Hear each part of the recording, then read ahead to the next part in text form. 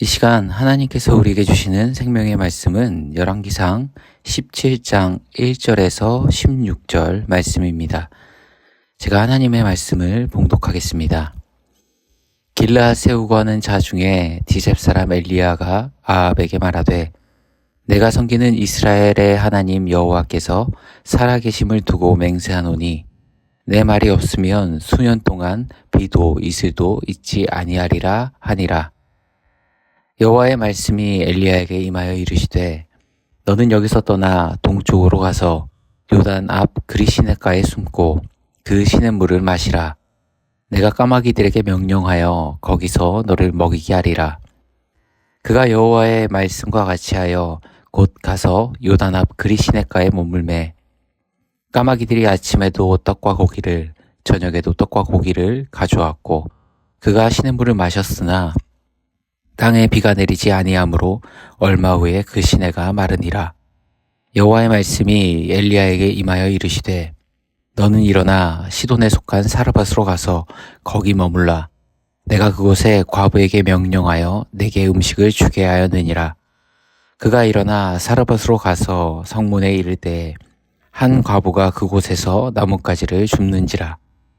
이에 불러 이르되 청하건대 그릇에 물을 조금 가져다가 내가 마시게 하라.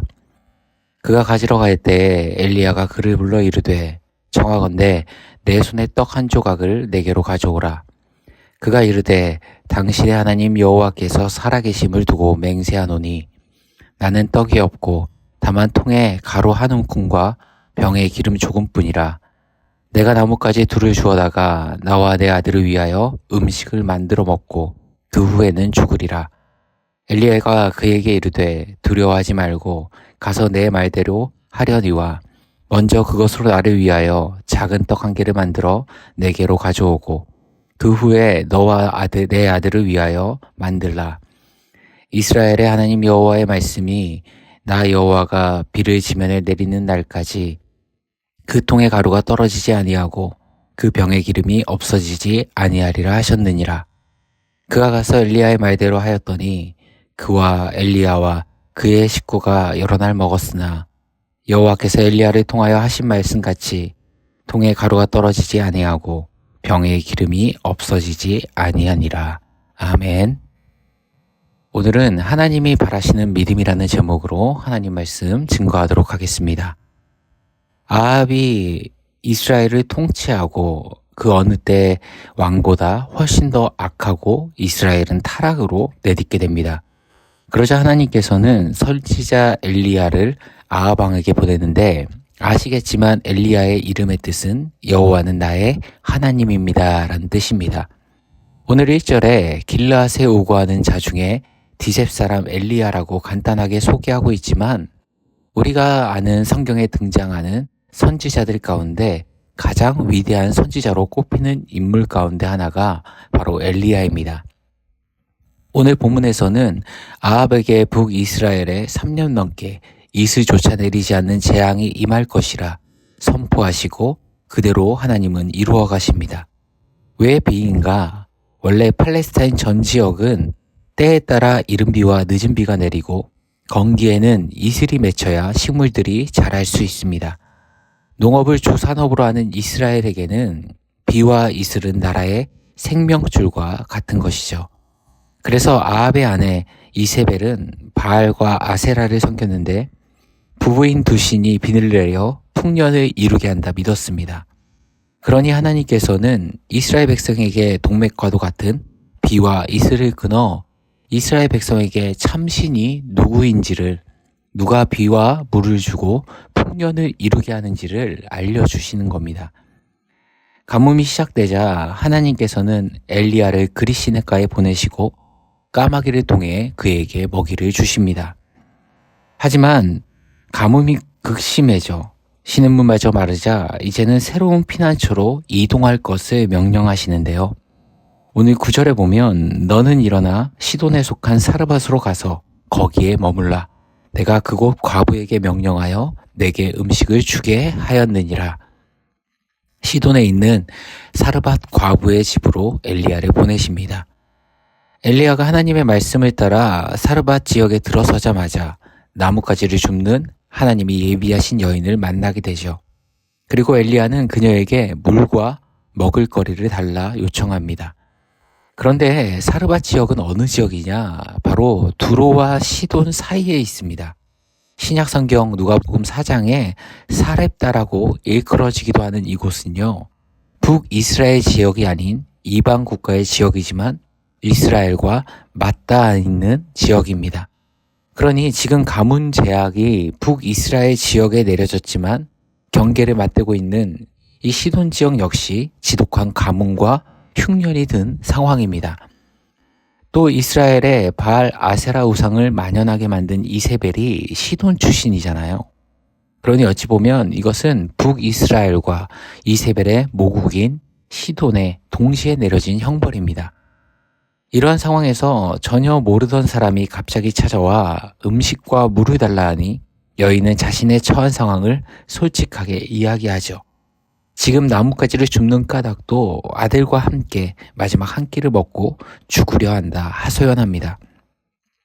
참 이상하죠. 하나님께서는 엘리야를 풍족한 집이 아닌 과부의 집, 그것도 찢어지게 가난해서 먹고 인생을 포기하려는 그 집으로 보내신 겁니다. 우리가 잘 알듯이 우리 하나님은 전지전능하신 분입니다.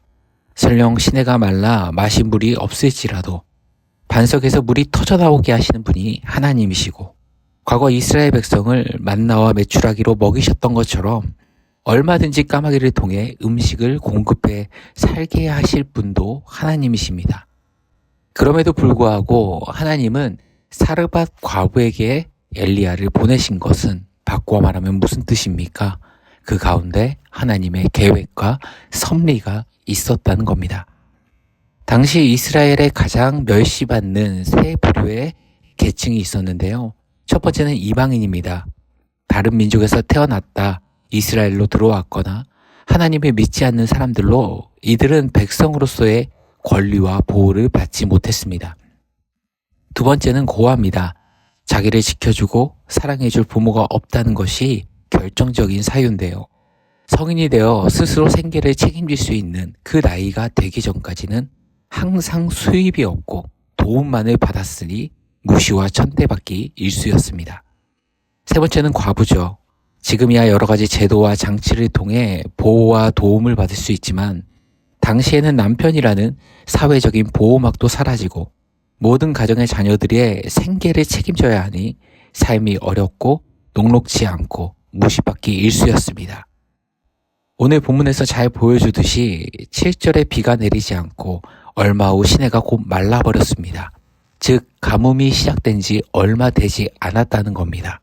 그럼에도 불구하고 음식이 먼저 떨어져 이제는 목숨까지 내놓을 정도로 가정 형편이 어려웠다는 것을 우리가 알 수 있습니다. 또 생각해 보십시오. 북이스라엘 지역에는 이런 가뭄으로 고통받는 과부들이 왜 하나도 없었겠습니까? 아니죠. 수도 없이 많았을 겁니다. 그런데 굳이 이세벨의 고향인 시돈에 속한 이 사르밧 여인을 통해서 하나님은 엘리야를 보내셔서 그녀를 만나게 하신 이유가 뭘까요? 우리는 그 이유를 15절을 통해서 발견할 수 있습니다. 그가 가서 엘리야의 말대로 하였더니 그녀는 하나님을 믿는 사람은 아니었을 겁니다. 시돈 지역에 태어났다는 것은 하나님을 알지도 섬기지도 않은 사람이었을 겁니다. 하지만 그녀는 선지자 엘리야를 통해 하나님의 말씀을 전해 듣고 엘리야를 통해 전해진 하나님의 약속을 믿었습니다. 그리고 이내 자신과 아들의 목숨을 건 마지막 한 끼 식사를 하나님께 바쳤다는 것은 그들의 목숨의 무게를 하나님의 약속을 믿고 선택했다는 것을 의미합니다. 그리고 이 여인을 통해 하나님을 믿는다는 것이 무엇인지 성경을 읽는 모든 하나님의 자녀들에게 시각화해서 보여주고 있는 겁니다. 당시 이스라엘 백성들은 하나님을 믿었습니다. 하나님을 믿긴 하는데 다른 우상과 비슷하게 믿거나 혹은 일부만 믿는 정도로 믿었습니다. 그리고 언제든지 그들의 믿음은 상황이 여의치 않으면 돌아서는 믿음이었습니다. 아합 왕이 다스리던 당시 하나님께서는 3년이 넘는 기간 동안 비 한 방울을 내리지 않으셨던 이유는 이들이 하나님을 전혀 안 믿었기 때문이 아닙니다. 아합 왕과 백성들 모두 하나님을 믿었습니다. 하지만 하나님과 더불어 믿었고 우상을 더불어 믿었으며 우상을 섬겼습니다. 하나님을 믿긴 했으나 여러 신들 가운데 한 명의 신으로 여겼습니다. 하지만 우리 하나님이 바라시는 믿음은 아합 왕과 당시 이스라엘 백성의 수준의 그런 믿음이 아닌 사르밧 과부가 하나님의 말씀과 약속 앞에 자신의 마지막 한 길, 자신의 모든 것을 걸었던 것과 같이 전적인 의존, 전적인 신뢰를 요구하고 계신 겁니다. 그리고 그런 그녀에게 16절 보시면 여호와께서 엘리야를 통하여 하신 말씀같이 통의 가루가 떨어지지 아니하고 병의 기름이 없어지지 아니하니라.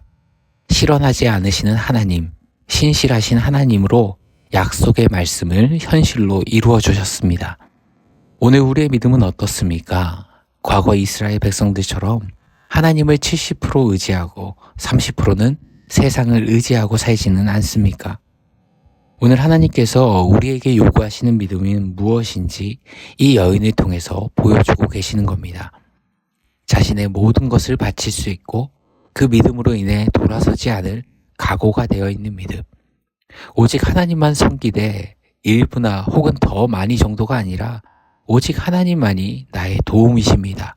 여호와 하나님만이 나의 영원한 기업이십니다. 전적으로 하나님만 바라보는 믿음으로 살아가기를 원하십니다. 오직 내가 여호와를 우러러보며 나를 도우시는 하나님을 바라보다니 나의 하나님이 나에게 귀를 기울이시리로다. 선지자 미가의 고백이 이 하루 우리 사랑하는 성도님들의 고백이 되기를 간절히 소망합니다. 함께 기도하시겠습니다. 참 좋으신 하나님, 우리가 하나님을 믿고 의지함에 있어서 내 삶의 일부만 하나님을 의지하고 적당히 하나님을 믿으며 살아가는 것이 아니라 사르밧 여인처럼 오직 하나님만을 우리의 인생의 도움으로 삼으며 여호와 하나님만을 기업으로 삼는 주의 자녀들이 되게 하여 주옵소서. 이 모든 말씀 우리 주 예수 그리스도의 이름으로 기도드리옵나이다. 아멘.